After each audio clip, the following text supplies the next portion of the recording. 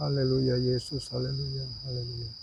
Shalom, senang sekali berjumpa lagi dengan saudara-saudara semuanya, dimanapun saudara berada.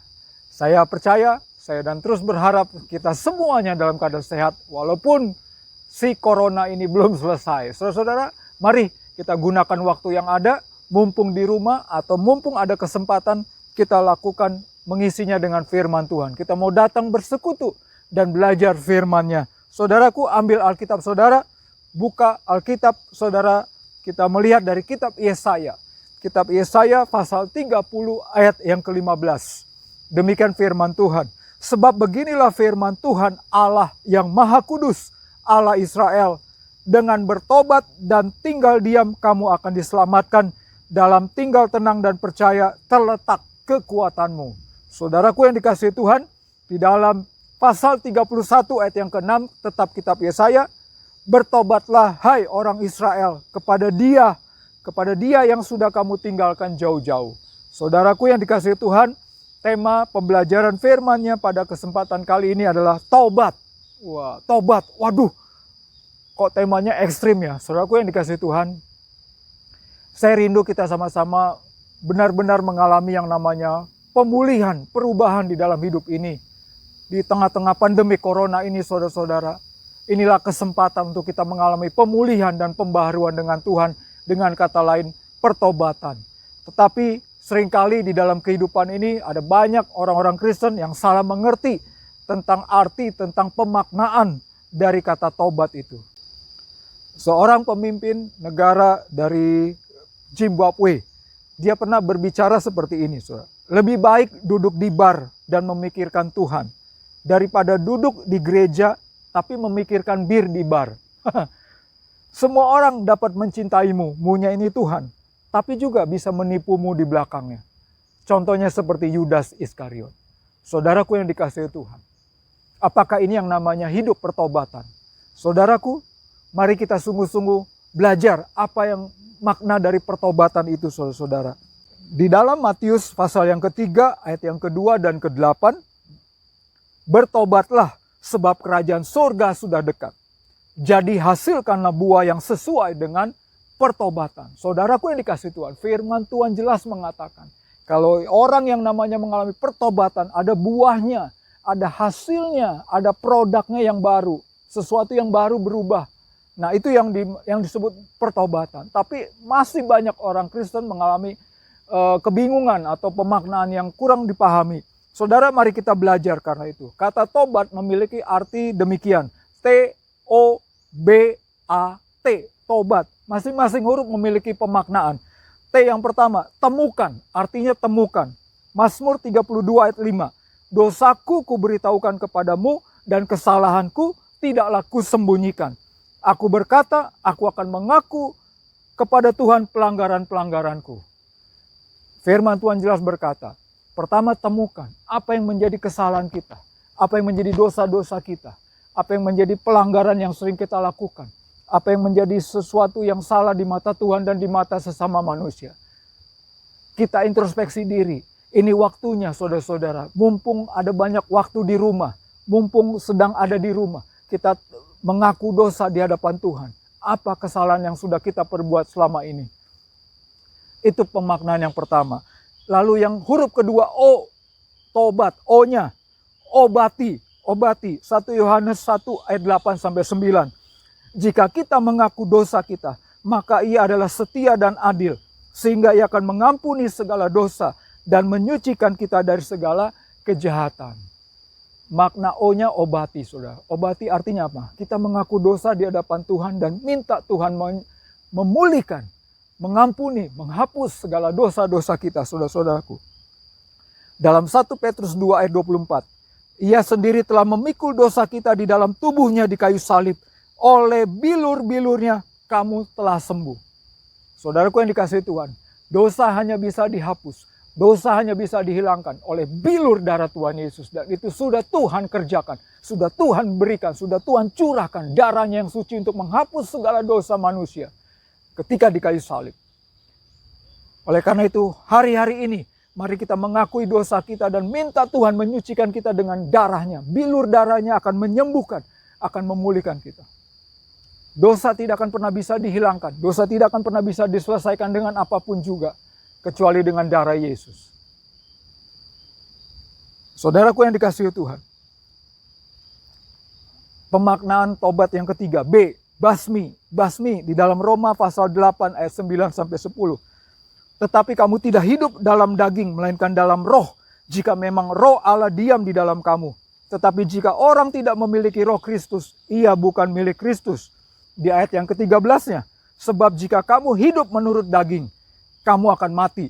Tetapi jika oleh roh kamu mematikan perbuatan-perbuatan tubuhmu, kamu akan hidup. Saudaraku yang dikasihi Tuhan, sesudah kita menemukan apa dosa kita, apa pelanggaran yang sering kita lakukan, kesalahan yang kita perbuat di dalam kehidupan kita, mari kita akui dan minta Tuhan Yesus mengampuni, menghapus dengan darahnya. Lalu kemudian kita basmi. Kita basmi apa, saudara? Dengan meminta, dengan dipimpin hidup oleh Roh Kudus, saudara-saudara. Kita meminta pimpinan Roh Kudus. Saya banyak menemukan, ada banyak orang-orang muda konseling datang kepada saya. Dia katakan, "Bang, saya pengen berhenti dari merokok. Saya udah mengaku, saya udah mau bertobat. Tapi kok gagal ya, tergoda lagi. Bang, saya tidak mau lagi bohongin orang tua saya. Saya mau bertobat. Tapi saya udah minta ampun, tapi kok rasanya saya melakukannya lagi." Saudaraku yang dikasihi Tuhan, kedagingan kita ini hanya bisa dikalahkan dengan Roh Kudus. Roh Kudus yang bisa memampukan kita. Karena Roh Kudus adalah roh penolong, roh penghibur, roh kebenaran. Jadi Roh Kudus yang bisa menolong kita. Minta supaya kita dipimpin dan dikuasai Roh Kudus. Sehingga kita terbebas dari kebiasaan dosa. Terbebas dari hal-hal yang membuat kita jatuh dalam dosa lagi. Jangan sampai kita bukan tobat tapi tomat. Tomat, seringkali hamba-hamba Tuhan berkata, tomat itu artinya sekali ini tobat tapi besoknya kumat lagi. Tomat jadinya, saudara-saudara. Tobat kumat. Bagaimana supaya tidak kumat lagi? Minta dipimpin dan ditolong oleh Roh Kudus. Hanya Dia yang bisa menolong kita. Melepaskan kita dari kebiasaan-kebiasaan dosa. Poin yang keempat, pemaknaannya. TOBA. A-nya itu aktifkan. Efesus 5 ayat 15 berkata, "Karena itu perhatikanlah dengan saksama bagaimana kamu hidup. Janganlah seperti orang bebal, tetapi seperti orang arif, dan pergunakanlah waktu yang ada." Saudaraku yang dikasihi Tuhan, di dalam kitab Ibraninya pasal 10 ayat 25, janganlah kita menjauhkan diri dari pertemuan-pertemuan ibadah. Apa yang dimaksud dengan aktifkan? Aktifkan itu artinya aktif ikut kegiatan-kegiatan rohani. Aktif ikut kegiatan-kegiatan rohani. Ibadah, berdoa, pemuridan, puasa, memberi persembahan, ikut pelayanan, dan sebagainya. Saudara, itu yang membuat kita lepas dari dosa. Setelah kita dipimpin dan dipenuhi Roh Kudus, kita mulai aktif dalam kegiatan rohani. Ambil kegiatan rohani. Jangan hanya mengandalkan ibadah hari Minggu. Saudara, itu belum cukup. Menurut saya itu belum cukup. Bukan berarti salah, itu belum cukup. Kerohanian kita perlu terus diberkati, terus dibina, terus ditumbuhkan. Bersama dengan Tuhan, datang kepada Tuhan. Pengertian makna tobat yang terakhir, T terakhir, tobat. T-nya artinya taat. Saudaraku yang dikasihi Tuhan, bicara tentang ketaatan, saya pikir kita semua sudah memahami. Ada banyak ayat-ayat di dalam Alkitab berbicara tentang ketaatan. Saya tidak perlu menyebutkannya. Akhir kata, kita mari sungguh-sungguh taat. Setelah mengaku dosa, setelah minta Tuhan menyucikan, menghapus dosa kita dengan darahnya, minta dipimpin Roh Kudus, kita aktif kegiatan-kegiatan rohani, mulailah kita taat. Hidup taat di jalan Tuhan. Hidup taat kepada apa kata Tuhan. Kepada orang tua kita. Kepada pembina rohani kita dan sebagainya. Saudaraku yang dikasihi Tuhan, sungguhkah kita sungguh-sungguh mau bertobat? Ini kesempatan yang indah untuk kita datang kepada Tuhan. Bertobat, hidup kita dipulihkan, dibaharui. Akhirnya saya mau katakan begini, saudara. Kata tobat itu berasal dari kata metanoia. Metanoia itu bahasa Yunaninya, bahasa aslinya. Yang artinya berbalik 180 derajat. Perhatikan saudara-saudara, saya berbalik saat ini. Saya sedang mengalami berbalik, saudara-saudara. Ini sekarang saya menghadap ke sana, ke depan saya. Dosa saya tinggalkan di belakang. Kesalahan kita buang di belakang. Dan sebagainya, dan sebagainya. Sekarang kita menghadap kepada Tuhan. Kita menghadap kepada jalan kebenaran. jalan hidup dalam kekudusan bersama dengan Tuhan.